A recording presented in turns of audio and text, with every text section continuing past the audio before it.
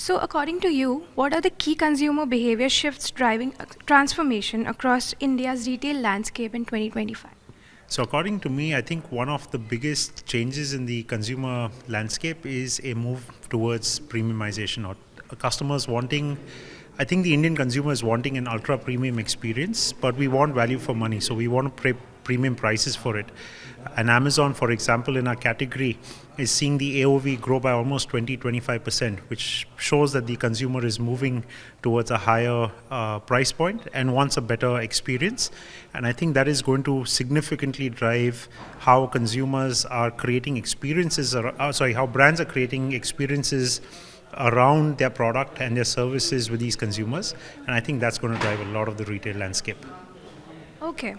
So, if I ask you, what role has e commerce or quick commerce played in redefining the way consumers are discovering products and going for purchase?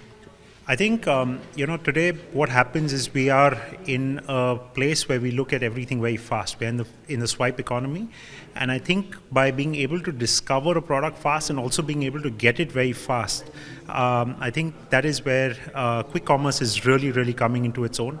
E-commerce is helping discoverability for sure, and by virtue of the experience, the speed of delivery, etc., the consumers are willing to discover a lot more on e-commerce. I think also quick commerce is allowing for a premium price point. People are looking at convenience rather than just deal hunting, and that's bringing a completely different consumer into the e-commerce space who would have earlier called, let's say, their local shop and say, "Bhaiya, naya kya hai?" They're actually coming onto e-commerce or quick commerce to discover. So I think that is a major change that is happening.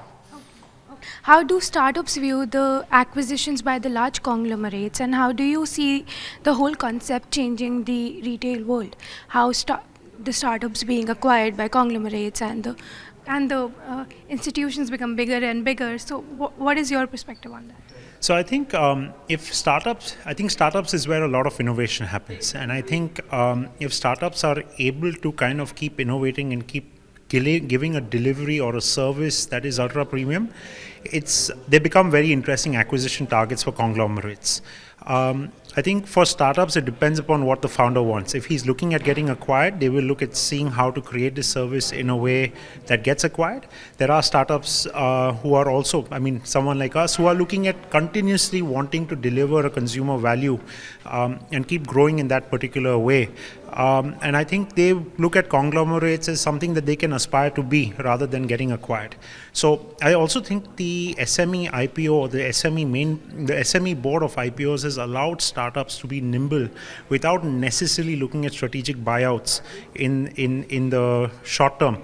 And that's allowing startups to fundamentally play around while not having to pander to larger conglomerates.